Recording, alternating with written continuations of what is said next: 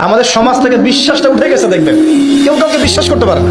স্বামী তার স্ত্রীকে বিশ্বাস করে না। এই শহরে বহু স্বামী আছে এই শহরের, স্ত্রীকে বিশ্বাস করে না, কারণ জানে যে আমি বাইরে গেলে ফোনে অনেকগুলা বেটার সাথে লাইন মারে।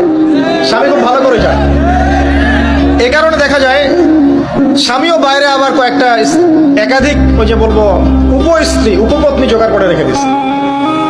আসলে মেয়ে স্ত্রী বাসায়, স্বামী যখন চলে যায় স্ত্রী অন্যের সাথে পরকিয়া করে, আবার স্বামী বাইরে গিয়ে স্ত্রীকে বাদ দিয়ে অন্য মেয়ের সাথে পরকিয়া করে। এই জিনিসটাই শহরে বেশি রকম। বলেন, লজ্জা করেন না, সত্যি কথা বলেন, এটা বেশি রকম, বেশি দিন দিন বাড়ছে।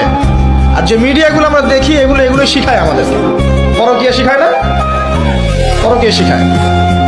আর এটা যে এত ভয়াবহ মহামারী আকার ধারণ করেছে না, অনেক ক্ষেত্রে দেখা যায় স্বামী অফিসে যাওয়ার সাথে সাথেই বয়ফ্রেন্ড বাসায় হাজির। এই যে বাক্সে বাক্সে বন্দি জীবন বললাম, বাক্সে বাক্সে বন্দি ফ্ল্যাটের ভিতরে তো ঢুকলে আর বোঝা যায় না ভিতরে কি হচ্ছে। কত ফ্ল্যাটে যে জেনা হয় এখন এই শহরে আল্লাহ ভালো জানে।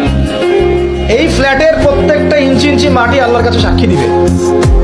যেখানে যে মাটিতে বসে অবিবাহিত যুবক যুবতী জেনা করেছে আর বিবাহিত যুবক যুবতীরা এবং এই স্বামী স্ত্রী জেনা করেছে, এর ইঞ্চি ইঞ্চি মাটি আল্লাহর কাছে কথা বলবে। এর ইঞ্চি ইঞ্চি মাটি আল্লাহর সামনে কথা বলবে।